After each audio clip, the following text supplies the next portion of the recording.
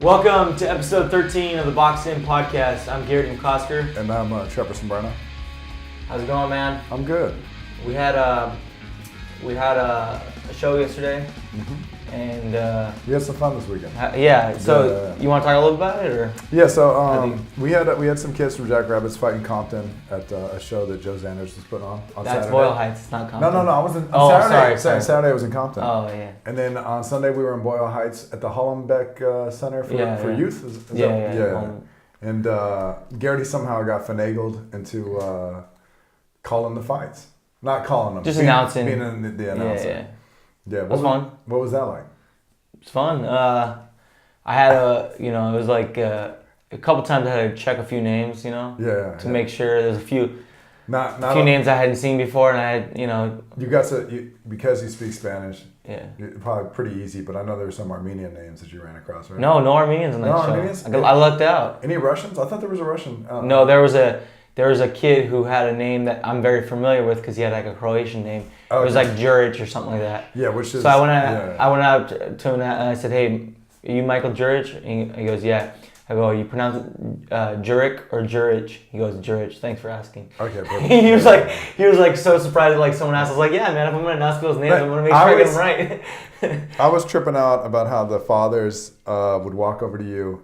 Welcome to episode 13 of the Boxed In podcast. I'm Garrett McCosker. And I'm Trevor Sombrano. Trevor, how you doing, man? I'm good. Good. So I saw you on Sunday, but for a show. But how was the rest of your weekend? Pretty good. Boxing as usual. We had some kids from Jackrabbits fight on Saturday, and then we had some kids fight on Sunday. So that's busy. Any of the same kids fighting on both days? Yeah. So we had a kid named Evan Martinez fight on Saturday. He lost. It was his debut. And so he's out there getting his experience in Compton, and with the Joe Zander show. And then on Sunday we brought him over to the Hollenbeck Center for Youth in Boyle Heights and had him fight again. You announced the fight. That was fun. It was a great fight. He lost again, but it's the type of fight that a trainer. You learn a lot from that to get that experience early on. And then they were in there actually fighting. Those two were. Yeah. Those were some hard hit. Those in that bout. Those were some of the hardest punches of the day. Yeah. Those two kids. Yeah. So hopefully he has that kid's info and he looks for him again in the next show. And the kid had, or a couple shows from now. The kid had 6 or 7 fights. Not that it matters, but you want these kids to get experience. Yeah. And most importantly, I think that what Ivan and I were happy with is that we brought him out there on Saturday. He looked horrible, like he just wasn't fighting at all.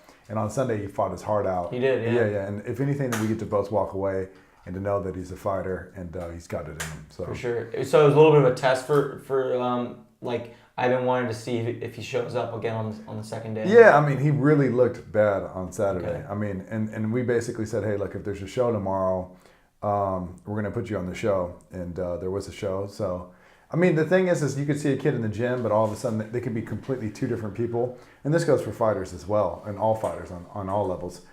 Who they are in the gym versus who they are when they're under the lights. Yeah. So, all of a sudden. Chance to test them. And Yeah. And, 2 losses right away doesn't matter. It doesn't matter. It doesn't matter. They hit hard on Sunday. Yeah. After, maybe being disappointed, on his debut, losing. He came and he really boxed hard. Everybody too was. The cool thing about it is his father was happy. We were happy. Ivan is happy. I'm certainly happy. I mean, you even said, hey, it was a great fight. Yeah. I definitely saw that he lost the bouts. There was anything weird like that. But the fact is that he showed up to fight. And when you're bringing these kids along, that's all you're asking for is to know that you got the best version of himself as far as he's been developed at that point. Perfect. So you look good. How was announcing the show? It was fun. Yeah. I enjoyed doing that. It was kind of funny. I think you put me up to it. Yeah. So we're sitting with Virgil Hill. Yeah. That was good. And we're having a conversation with. You guys can remember Virgil Hill, which was it 5-time or 6-time world champion? I think he said 5. Yeah, 5-time world champion. Maybe 2 weight classes. Yeah, 2 different weight classes. And they walked up to Virgil and asked him if he wanted to announce the fight, and then I volunteered you. So. I don't mind it. I've done it before. It's fun. Yeah. I'm comfortable. You did a good job. Thanks, dude. Yeah. I try my best to pronounce the names right. Get everyone. You were pronouncing all the names. It was easy for you because you speak Spanish. Besides you had one Croatian name, right? That you had to. Yeah, which was easy for me because I've run across it before. So I just went up to him. I was like, "Do you pronounce it?" Yeah. it was like Michael Jurich or something like that. Yeah. Like, do you pronounce it Jurich or Jurich? And he said Jurich. Okay, I was like, cool. Yeah. And he was like, yeah, thanks for asking me. No one ever does. Yeah. Ashton got to fight on Sunday, which was kind of cool to see. Yeah. He actually fought a kid that won the fighter of the show on Saturday that had fought one of Clemente Medina's guys, which was a great fight on Saturday in Compton. On Sunday they showed up. The kid was older than him too. Kid was 2 years older, and then he's from Baja California. He's from Ensenada Boxing. And what was great about a kid like that's the same thing. These fights don't mean anything as amateurs. And he asked if he could fight Ashton, and Ashton was weighing around 137. I think the kid's around 140 or something. And they made the fight happen. And Ashton absolutely looked incredible. He just made him look like two different. Yeah, two different skill levels. So yeah, it was. Yeah.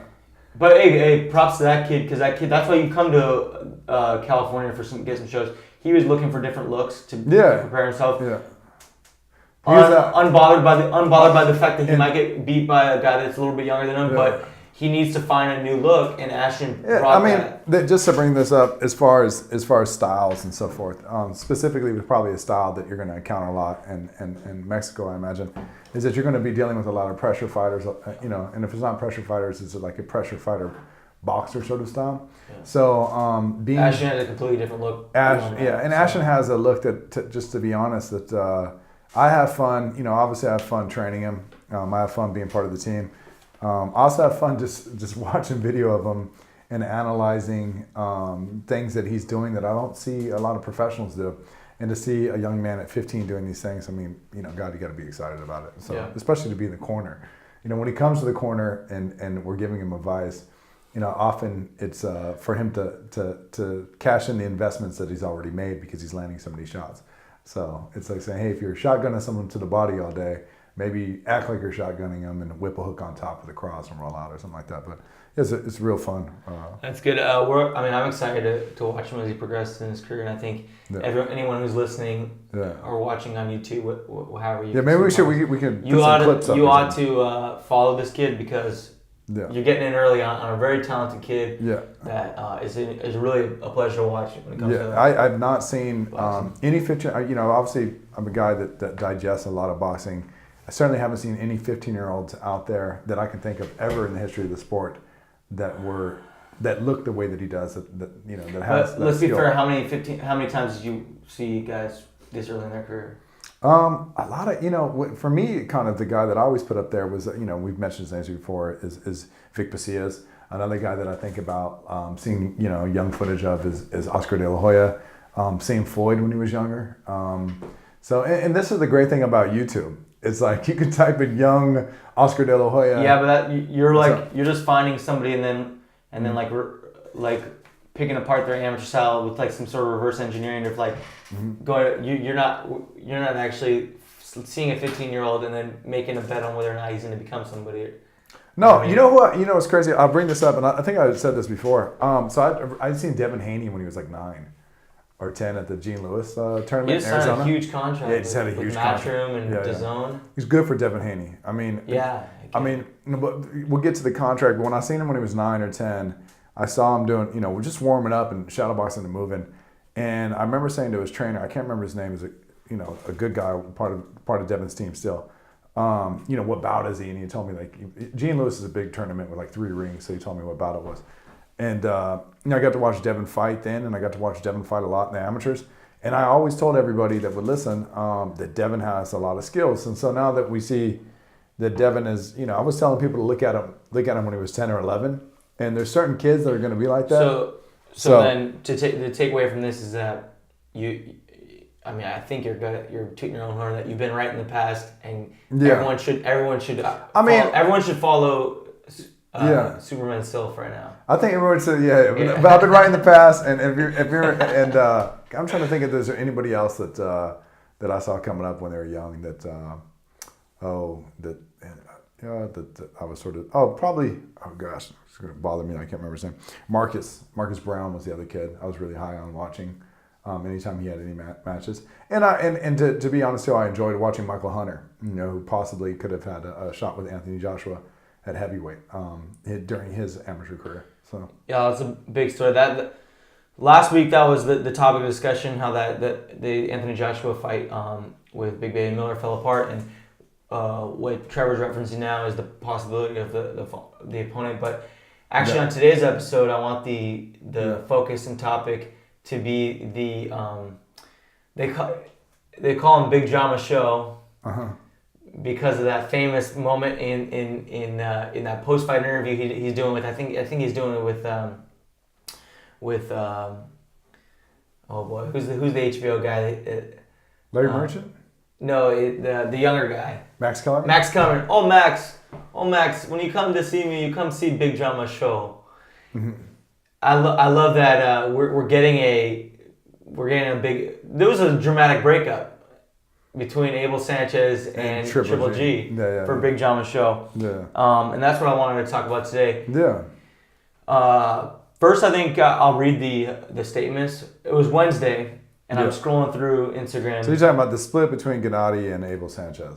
Sanchez, yeah.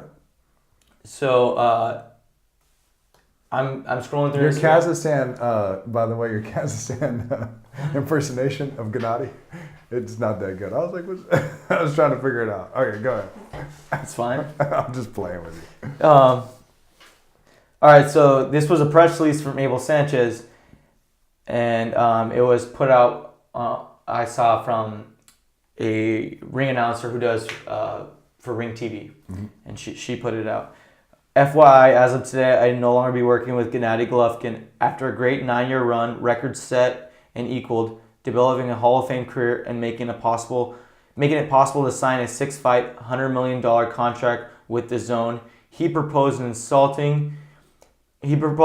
on an insulting new trainer compensation schedule. My dignity and honor does not allow me to be screwed like that. It's unfair. It's unfortunate being greedy, being ungrateful, and with no ethics or honor or integrity will end this relationship. Oh. And that was and I was just like shocked, right? Yeah. And then, a few hours later, I believe Gennady's statement comes out later. Mm-hmm. And he puts it on Instagram, a picture of him, Abel Sanchez in camp, an old picture. And Triple G says this: I would like to announce that I have made a major decision for myself and for my career. I want to build on what I've already achieved and continue to better myself. Therefore, I will not be training with Abel Sanchez. This was not an easy decision for me, and it's not a reflection of Abel's professional abilities. He's a great trainer, a loyal trainer, and a Hall of Fame trainer. And those are both on Wednesday. So Wednesday, April 24th, this news breaks. Yeah, this news breaks. Yeah. And there's been so much internet, hearsay. I know Oscar De La Hoya had chimed in the other day saying that he felt that Gennady, might have been bitter or resentful towards Abel because he had lost the match with Canelo. But you know what? We have a lot of powerful personalities that are involved in this. Gennady to me is probably, I don't want to kind of say that he's not powerful, but he's pretty quiet spoken for the most part. He's not definitely not outspoken. When you have someone as outspoken as Oscar De La Hoya has been in the past, we know that Abel Sanchez is a very outspoken guy. He definitely talks a lot from his heart, talks a lot with passion and conviction. Also, I didn't hear the bit that Oscar made, but it kind of makes sense to me that especially how much trash Abel Sanchez had spoken about Canelo in the past with the whole meat thing, with the clenbuterol. Of course, Oscar would make it all about his guy having won. Yeah, I mean, I bet they want to split. Our guy beat him up pretty good. Our guy made him look silly. This is one thing that I think everyone should sort of keep in mind. There's a lot of responsibility that's being divvied out. So for the common day fans were just looking at it and not saying that that they're actually trying to sell a fight. They're actually trying to sell this idea of conflict. They want buzz. They want it out there that these two don't like each other. From what I can see, it doesn't seem like they like each other. And how could they? It's like, how could you like me if all the people that I'm surrounded with are every time that they have a mic, they're taking their turn attacking you or attacking your team, and so it ends up being one of these things where it's us versus them or them versus us, right? So, because the conversation will always but come back to who won that fight, or who's the better one, or who should have been, or who would win a third one. Yeah. Looking at this, like if I was to look at a relationship or anything else in life, the first thing I'd like to say is that I don't really know, right? I don't know the specifics. Yeah. Everything from this point is all speculation. It's hard for me to be biased on either side. I think you have a bias. My bias is gonna side with trainers, right? But that's because I'm a trainer, and so I'm gonna have a little bit of an implicit bias with that specific lane. That being said, is that if there's a lot of money, there was 6 fights for $100 million, right? Is that what the Gennady? That's what Abel Sanchez quoted it. Yeah, 6 fights for $100 million. I didn't actually. So but it sounds like I don't know what percentage that they have, but a percentage of trainers. Typically, what is it? Let other people know, because I've been curious about what it is on the grand scale of the large fights. Yeah. A very sort of spoken percentage out there that people are aware of is 10%. So you can imagine that's $10 million, right? Of $100 million. So as far as what I've been told is that obviously sometimes different agreements get made when we start talking about $100 million. Or you can imagine being in Floyd's corner, and Floyd is making $250 million or $100 million. He changes the schedule for. Yeah, he's changing what Roger, right? what Roger. But there's trainers out there: Roger Mayweather, Floyd Mayweather Sr., Emmanuel Stewart before he passed away, Freddie Roach. I'm going to put Abel Sanchez in there. There's trainers out there that are no doubt millionaires. I know that Jesse Reed at one time was a millionaire. It's because they have a lot of fighters that are earning a lot of money. Freddie Roach had come out and talked about, I can't remember, but I think it was like $1 million or $1.5 million that he had earned when he was cornering Oscar. When I can't remember who Oscar. From that, that short stint they had together in Oscar's when Oscar fought Bernard, right? Yeah. Okay, so there's a lot of money to be made. So there's going to be a little bit of a bias. Go ahead. But I would also imagine that Freddie's at the point in his career where he has such a large resume that he's not only is he making money off those big names on a percentage basis, he's probably also getting like paid to try. Like, let's say a new guy comes from Russia, right. and there's money behind him. He's probably getting paid. He's been tied to just to take a look at the kid. Like, so hey, you can't take this kid for his first 6 fights. Yeah. You're gonna get a salary for the next year. Freddie was with Jesse Vargas this weekend, right? Jesse Vargas had fought. The thing is and here's another Soto, against Soto. Here's which was a good fight. There's no doubt. It was good to see that Jesse got the stoppage, right? The 7th round. I can't remember. But when there's a name like a Jesse Vargas, who's a name but might not necessarily be like a big household name, but still big enough of a name, and you hear that he's with Freddie Roach, it makes sense. We know that Freddie had huge stars. I mean, he had Oscar De La Hoya, he's had Miguel Cotto. Everyone's passed Manny through him Pacquiao. at one point. Yeah, everyone for the most part is not everyone, but for a lot of huge names. And we're talking about Hall of Fame fighters, right? So when you figure out, when it's being reported that someone like Freddie Roach is worth $30 million, you can wrap your head around it and you can make sense out of that number. If Abel, to me, is probably, not to speculate, but I'm sure that boxing has brought him millions of dollars. It's also, listen. He probably makes money on kind of like a. It's not renting out his. He rents out the facility. Everyone wants to use he's famous for his Big Bear facility, so everyone wants to go use it. I'm sure.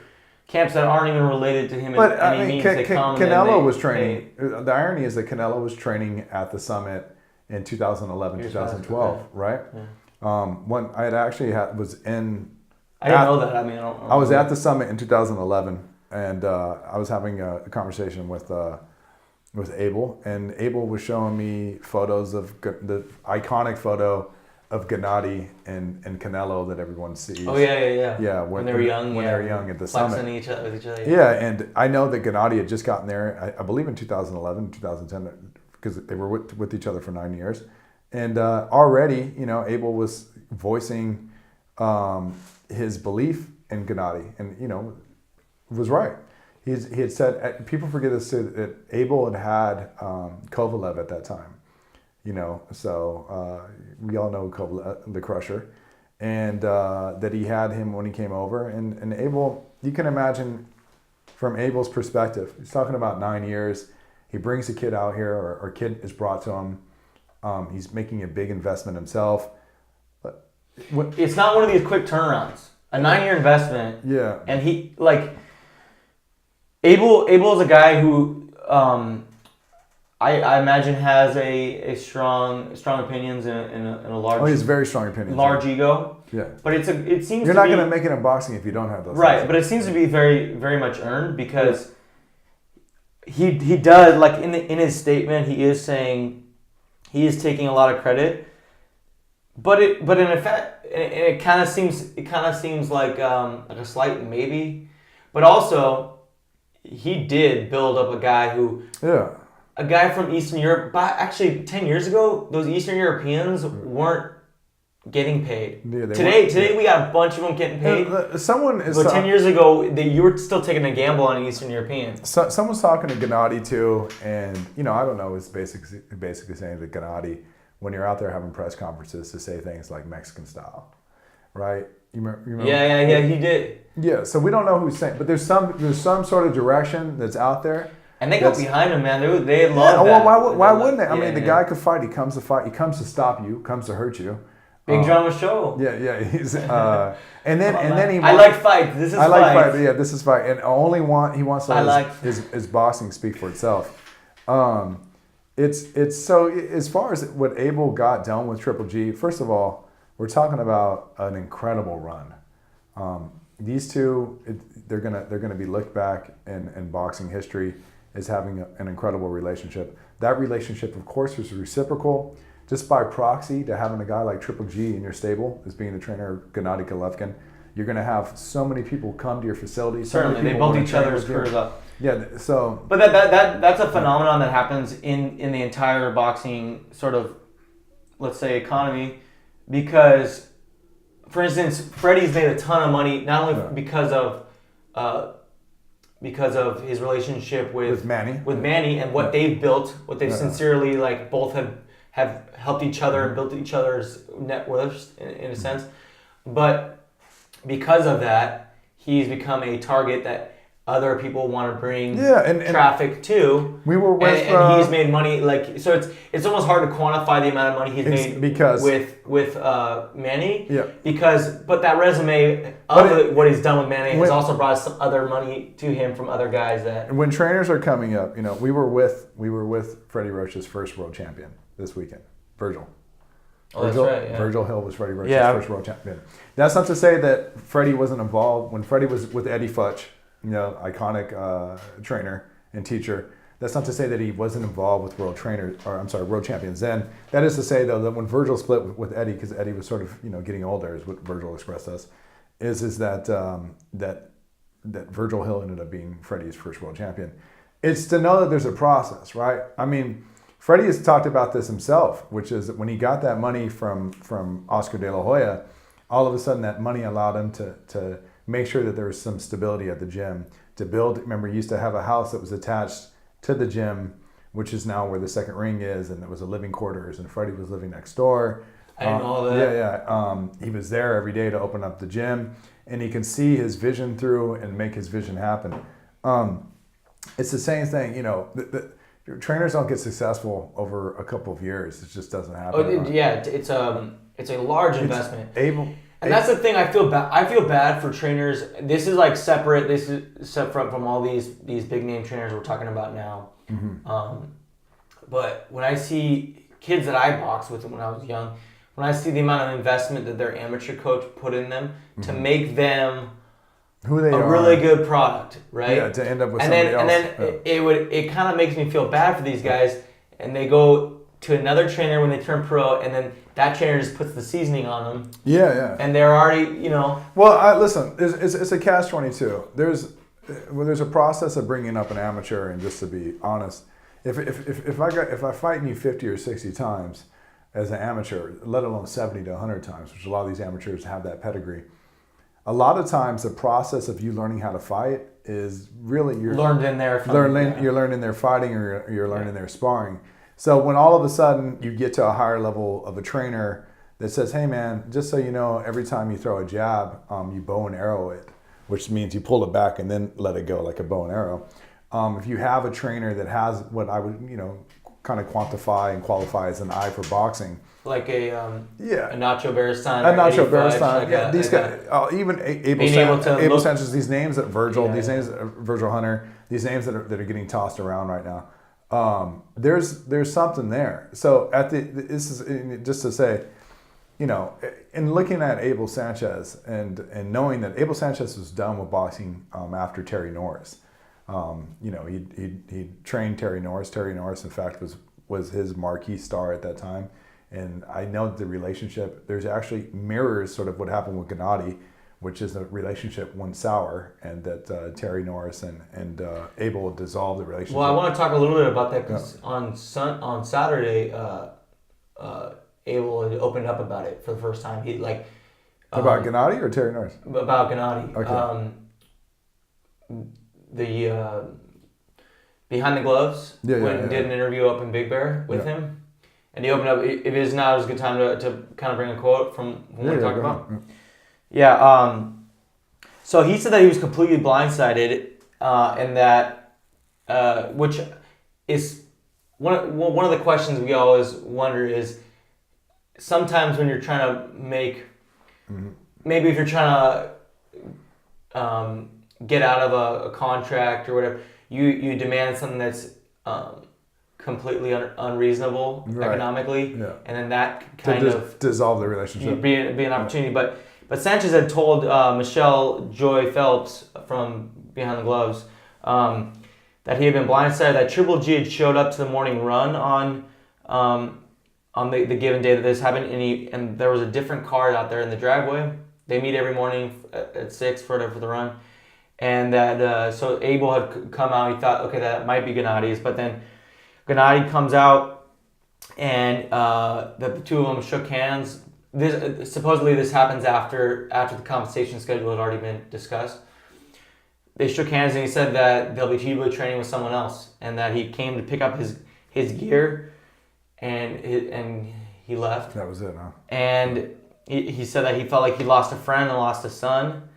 And when Michelle asked him about what the counteroffer was, he declined to talk about figures. It's a horrible story. I mean, shit. Yeah. I mean, just to be honest. I mean, nobody wants any sort of relation. And just to be fair, too, with Gennady. Look, Gennady pays all the bills at the end of the day. Yeah. He's a fighter. He's the one that pays all the bills.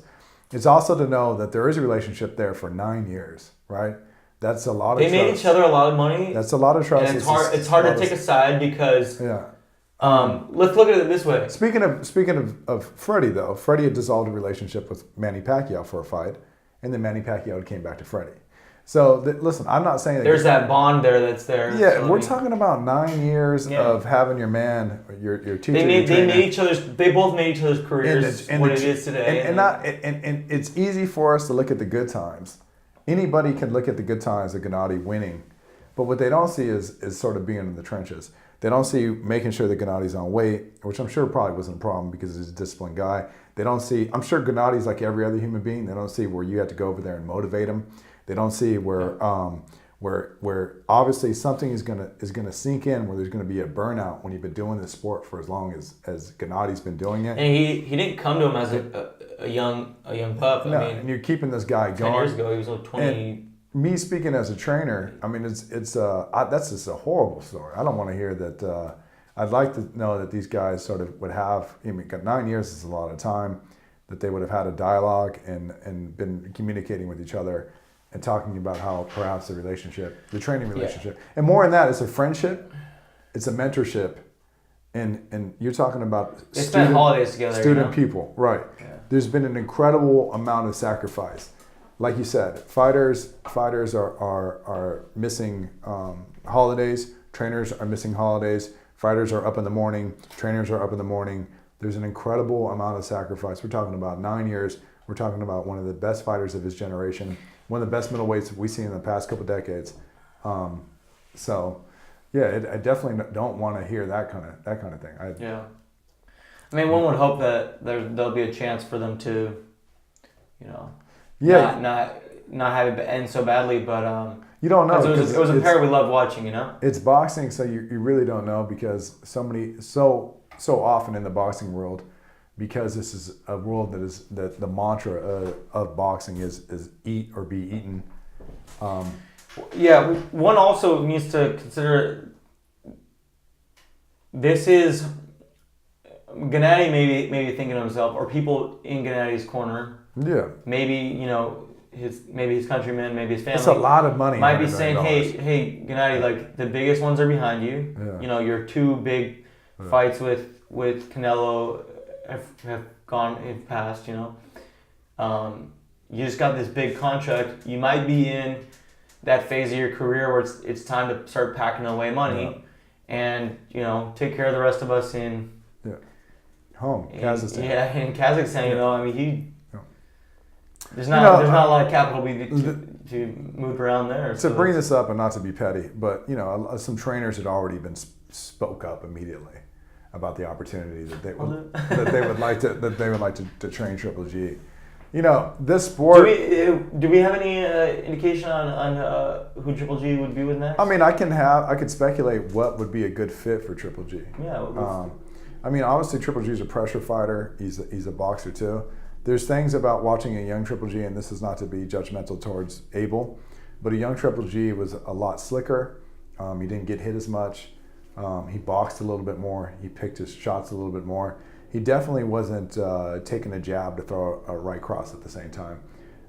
A young Triple G is God, watching him spar or you know, seeing him in and out of the gyms when you were. So you started to see that more than. Well, I think that Gennady had sort of started seeing taking those jabs just to throw that right. A lot of times Gennady was getting hit. He was getting hit by Kell Brook. He definitely was getting hit by Canelo. He was getting hit in these fights. And listen, when you got a trainer out there, and this is no judgment towards Abel, but when a trainer says something like, well, you know, Gennady doesn't mind getting hit, which I know had been communicated from the trainer. That's a lot easier to say when you're the trainer and you're not getting hit. Gennady, if Gennady knows boxing, the guy's been boxing his whole life. You know, I forget how many amateur bouts he knows. Deep down inside, when Gennady watches Canelo Triple G 2, there's at some point you got to come to a moment where you know, hey, you know what? I could see how this might have been judged as a losing fight for me, and that I lost this fight versus Canelo. And Abel Sanchez sure never owned up to that. But Abel Sanchez, most trainers aren't going to. He's still bitter about. Yeah, but when you have a marquee fighter, when you have this fighter that's a superstar, and all of a sudden you have two bouts, which is, you know, Triple G Canelo 1, Triple G Canelo 2, and you know, it's kind of his job to be out there and to be the rebel rouser and to keep the fire going and you know, keep adding gasoline to the fire, but. Gennady, I imagine, inside as a fighter, knows when, just as you probably have known every round that you've ever boxed or fought, you know deep down inside, there's some where you're kind of like, well, maybe I don't really know. But oftentimes you know clearly who won the round. Who would you rather have been in the fight? You know, Canelo definitely during the second fight with Canelo Triple G, you know, I invite anybody that, when people say it's a close fight, I invite anybody to watch it with me. And to me, it was definitely Canelo would earn the win, and he did it in good fashion. He was boxing and looked great. Gennady to me is probably, like all fighters, is going to reflect on that. If I'm trying to process what you're saying, is that like, if you think that deep down in Gennady's heart, he knows that, you know, Canelo got the best of him. I don't know. I mean, there's money involved. There's a lot of variables. The fact that Abel Sanchez still, I mean, that's a problem. Still is stubbornly would say that he got robbed. Yeah. Does that mean that my future with this coach isn't there because we haven't come up with a new attack plan? That's a problem. We're rusting on our laurels of what used to work, right? And we can't accept the fact of what happened. That's a problem, and not to mention too, not to be critical of Abel. Not to be critical of Triple G, who, you know, obviously I'm a fan of, but Gennady. Are you? Yeah, I'm a fan of. Yeah, well, how can you not be a fan of this guy? Stopping people. But Gennady didn't do something that a lot of great fighters do of their generation, which is he didn't go up. So we're talking about Canelo here. Talking about Canelo at a champion at 154. We're talking about Canelo at a champion at 160. And we're talking about Canelo, a champion at 168. And Canelo's fighting Danny Jacobs this weekend, right? Here's a guy that, as far as we're talking about boxing legacy, and if you look at Canelo's build, you look at his height, you know, I don't think Canelo at 168 because of his height. He's being successful because of his craft and skill. Yeah. He's not a 168er. He might be broad, but it's muscular. It's 168. But you're against the right guy, 168. Well, I don't. Danny Jacobs is going to fight him at 168. I don't think Danny Jacobs. 160.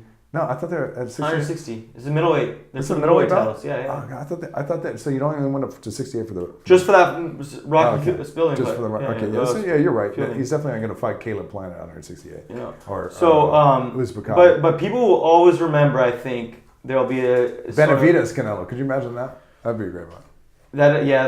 Give it a couple of years for the name to be bigger, so that Benavidez is just a force. But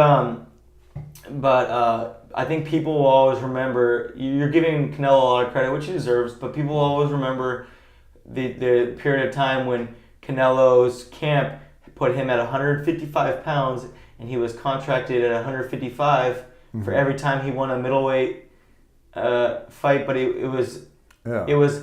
So 154 is the junior middleweight. Yeah, listen, when people talk about Canelo, we'll just be real here. You're talking about a guy that fought Shane Mosley, right? He fought Floyd Mayweather.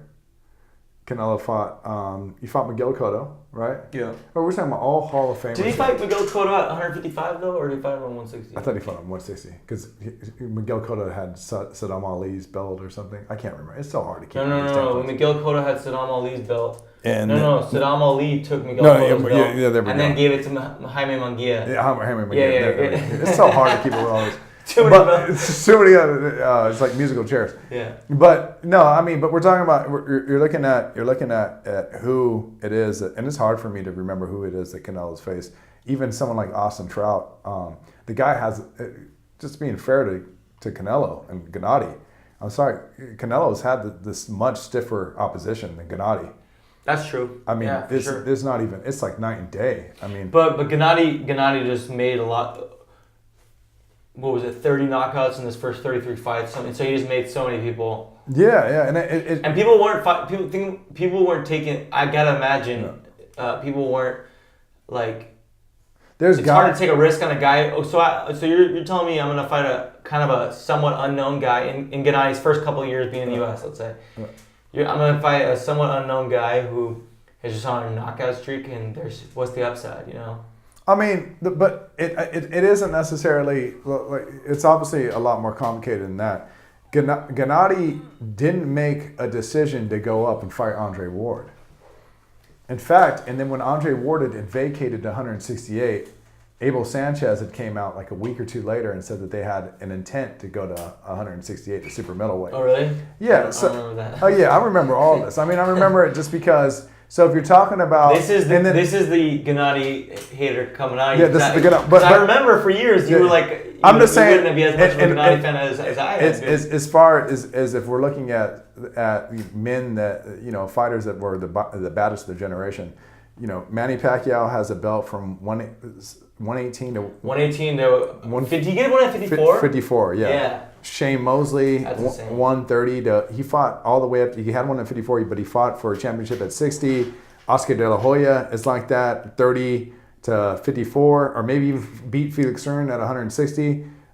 Floyd Mayweather is like that, and Miguel Cotto. All right, we're talking about guys that have multiple weight classes. 35 to 60. Yeah. So if you're asking me to, hey, should Gennady Golovkin's name be in those names that I just mentioned? No, cut the bullshit. Can I also say though that to make the span of let's say 135 to 154 or 160, that span is more of a natural growth in a fighter's career. Mm-hmm. Like your body actually does, from when you're an 18-year-old, let's say, or a 20-year-old to when you're a 30-something-year-old man. And I would say do grow those pounds naturally, rather than 160 to getting up to 175? Because that's you're kind of already old. He was already a 30-year-old man when he was fighting. I'd mention other names, though. Then I'd start mentioning, just to combat that or debate that, I'd mention Roy Jones Jr., who had a belt at 60, 68, or was it 68, light heavyweight, and eventually heavyweight, right? Yeah. John Reeves obviously was and maybe a cruiserweight. He's a great example of that span, because we do see the growth span happen more so in the lower weights. Yeah. But we don't see it as often in the 60 to heavyweight. Hopkins had gone up. He didn't go. He didn't get a belt at cruiserweight, but he had gone up from 60 to 68. And from 60 to 68 to light heavyweight, right? Yeah. We know that. Andre Ward had obviously gone up, and as far as Andre Ward being retired, although I don't know if he returns to the sport, but if he did return to the sport, I think that his intent would be to return as a cruiserweight or as a heavyweight, which is already, we're talking about legacy here. Listen, if Triple G was the boogeyman that everybody thought that he was, they would have had Triple G go fight Andre Ward. People forget Abel Sanchez was training Sullivan Barrera. You guys remember the Cuban? And Sullivan Barrera had a match versus Andre Ward, which I thought was sort of a dry... I did forget that. I didn't remember that he trained with Abel. Yeah, he was Abel at the time, which I thought was a sort of dry run to see whether or not, Abel's consciousness and his teaching and his training, how it would match up against Andre Ward. Andre Ward absolutely shut this man down. I can't remember if he stopped him, but I know that he definitely was a science class. And so my thing about Triple G, as far as he's looking at his history, is like when people come up to me and think, Triple G, I get it. He's one of the greatest middleweights that we've seen. I already said that earlier in the podcast. But, specifically if we're talking about legacy, here's a guy that decided not to go up. And Canelo has a better idea of that. Because at the end of the day, what other Hall of Fame fighter has Triple G beaten? Exactly. So when we're talking about this and it's done, we're talking about other Hall of Fame fighters that Triple G has beaten. He hasn't beaten anyone. He fought Canelo. We know that Canelo is going to be a Hall of Fame fighter. So when anyone that I'm talking to about Triple G just being honest with boxing and legacy and what boxing really is, which is when guys are fighting the greatest of their generation, how can we put his name in there? We can't. He only fought Canelo. Canelo will be the only guy that's going first round to New York to the Hall of Fame when their careers are done. So unless in the next 6 fights, which I would hope the Triple G decides that he wants to take some gambles, gambles. And maybe Triple G, just to play devil's advocate, maybe Triple G wanted to do these things, but Abel sort of might have known that he might have been the more risk mitigating kind of conservative. And then it could have ran him into some losses and didn't want to go with it. Maybe he wants to, Yeah. We don't know. But this doesn't take anything away from anything that Gennady has accomplished. But but when we're looking at, like I said, the greatest fighters that have been, let alone the Haglers and the Hearns. And Roberto Duran went all the way up to 60, man. Yeah, I think that was easy for him though. Yeah, but still, if you're standing next to Roberto Duran, and or even I spent a lot of time around Shane Mosley a couple years ago, and helped out a little bit with the son, and was around the Mosley family, which is a great family. If you're around Shane Mosley, he's incredibly built. I mean, the guy's just a built man, but he's definitely not. When you're standing next to a guy like Jaime, he's not that tall. No, he's not that tall. He's not naturally 160 or he's probably not natural 154. He's probably should have been, naturally where he was dominating a lot was at 35 to 47, and that's where he was clipping people. I think of him as a welterweight. Yeah. So it's when you're looking at these guys, and so anyway. Still something that I guess, although. With hindsight, we say we're speculating on all these possibilities. Mm-hmm. I think still it was something that was quite shocking, the split between the two of them, and we'll see what happens from here. We got 6 more fights with Triple G on DAZN. Yeah. Will they be his last 6 fights? I think so. It's a good way to go out. He's going to ride off into the twilight, I imagine. Right after the twilight on a big contract, and I don't really give him, if that's the plan, I don't really blame him too much for for packing money away for his family on with a cheaper trainer on these next 6 fights on a big contract because, and it's not like Abel Sanchez hasn't made fortunes. So, Abel made some great money. So, Abel's going to continue. He's always going to be successful in the sport because at the end of the day, the experience that Abel has, which is nothing, I can't even compare his experience to mine. I mean, Abel's just very experienced, that's just to be honest. The experience that he has at these shows, these huge shows, these fights where, when the crowd is packed and everybody is there for the main event, that's something that Abel is bringing to the board. It's not to mention that too. I had opportunity to be up to the summit. Abel has an incredible facility. It's beautiful. There's a reason why guys are up there. There's a reason why people are training with them. He's still going to have success. He's still going to be around boxing. I could see why, Abel probably wanted to leave boxing when the split happened with Terry Norris. And I could probably imagine that Abel feels a little bitter right now and probably is having some of that same sentiment come up, but he's going to be there. Yeah. So he's kind of a one fighter at a time focused guy, right? Yeah, no. Some of these trainers will have 6 guys and they'll be busy and they'll have full camps going for many guys. Like we talked about in the past, Robert Garcia has many very active fighters going at once. But unlike Abel, Robert Garcia's got a great team around him. Oh yeah, of course. So he's got his ground. Not his ground. But, he's got his father. I was thinking his son. Yeah. They got a bunch of other people that are part of the Robert Garcia experience. Team, Yeah, and when you go to someone like Robert, you're going to be well looked after because you got 5 or 6 guys in there that are looking after you. Yeah. And he's been one that we've mentioned before that there's this odd just reality that trainers are the only ones that aren't protected by contracts. They don't have contracts. Yeah. Robert Garcia has been vocal about this, and I believe he started to do such. Robert has contracts with his fighters. Speak to that a little bit. Yeah, I think it's great for boxing. Robert basically says, "Hey, look, if I'm going to deal with you, and as a trainer, if I'm going to make sure that I have your best, everything is with the best intent in mind, I guess, and we're going to make sure that you get the right looks. We're going to build you. We're going to make an investment with you. These are decisions. Oftentimes in boxing, the people that are surrounding the boxers, including the managers and including the promoters, they don't know what the hell it is that they're doing."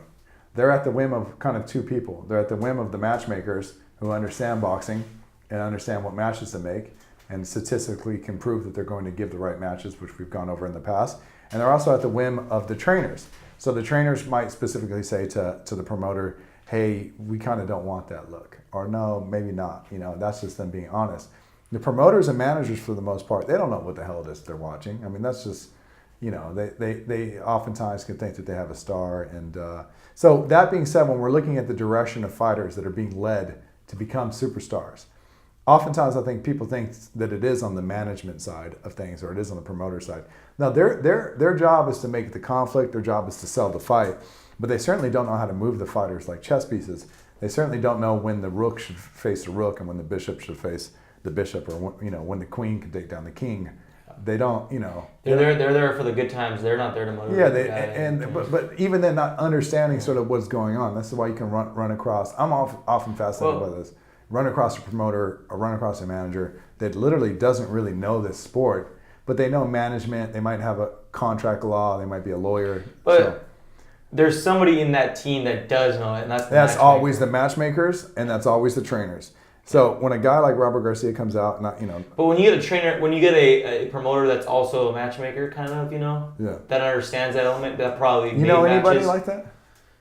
They're out there. I don't know. Did Bob Arum match fights? I don't know. No. But when you they're synonymous sometimes. Mm-hmm. Like when you think of Brad Goodman from Top Rank, he's synonymous with Top Rank. Yeah. They not saying anything away from Bob Arum or Goodman. These guys, Goodman obviously knows Another guy that he knows how to make matches. I mean, he knows how to build fighters' resumes. He knows how to. Tom Brown comes to mind with Goose and Tudor. He was a matchmaker for Goose and Tudor. Now he is the promoter. Yeah, but obviously these are guys that know matchmaking. They know they know who has the talent. They know it's a skill. Yeah. It's a skill how to make the fights. But the trainers do too. Well, there was a great quote you had in one of our prior episodes. There's an art to taking out the garbage. There's an art to taking out the garbage, right?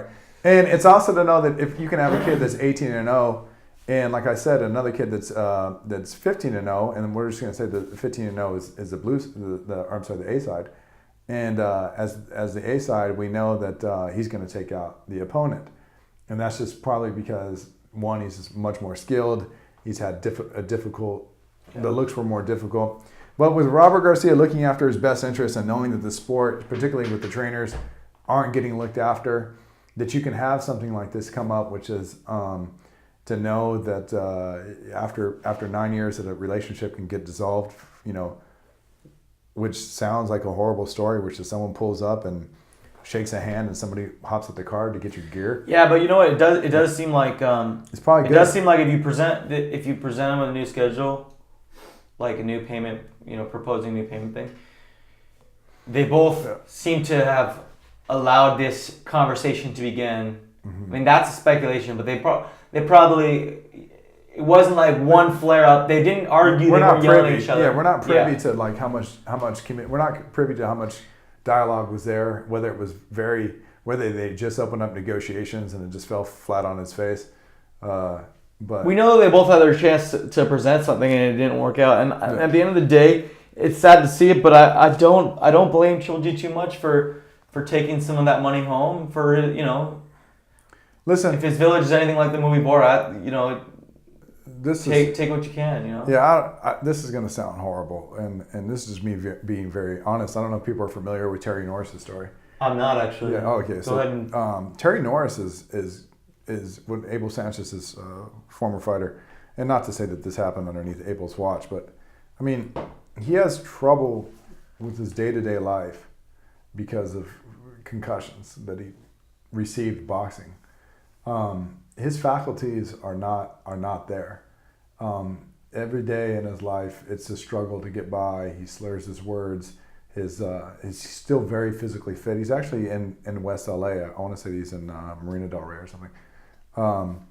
But when you have a fighter, which was as exciting as Terry Norris, which was a go-get-'em fighter that brought the fight to you, that had maybe even some of the same things that we saw in Gennady, and some of that same teaching with Abel Sanchez, which was nuts and guts, to go out there and put your balls out on the line and go for it. And not saying that this was going to happen to Gennady, but at the end of the day, when Terry Norris is now retired and his wife has a foundation and he's looking, she does a great job. She's very instrumental in his life. And he's sort of struggling with his everyday life, but he's doing good. I know he's training people out of his garage. It's his faculties, it's the fighter's faculties that are at stake, and it's not the trainers. And so if we're talking about just... He paid the price for what everyone else in the camp made. Right, and there's somebody, and it's not just, there's a price that we can quantify through this commodity, this monetary value, but then there's this price that none of us that have anything to do with, which is, unless you're the fighter, which is waking up at 2 a.m. and 3 a.m. because you can't sleep, or, struggling to remember somebody's name, or forgetting a word, or, little lapses in your memory and your brain. And sometimes not little. I mean, if you see Terry Norris, in an interview, there's significant damage that happened. So that being said, if Gennady's decided that, the fee schedule didn't work out and he's in there taking punishment, and collectively those two couldn't come to an agreement and make something happen, in all fairness, and putting my biases aside as a trainer, Gennady's in the future, is probably going to be the one that is going to have to navigate what it is that he endured during his career, and if he has enough money set aside. And just to be fair to Gennady, he wasn't Floyd Mayweather. I can only think about Floyd getting caught a couple of times. Right. which I'm sure Floyd's. You count on one hand of the times that you saw on big shows on TV. The times he got cracked. His pro career, and shots that we know that Gennady was taking, and even to say that you could just walk through a shot.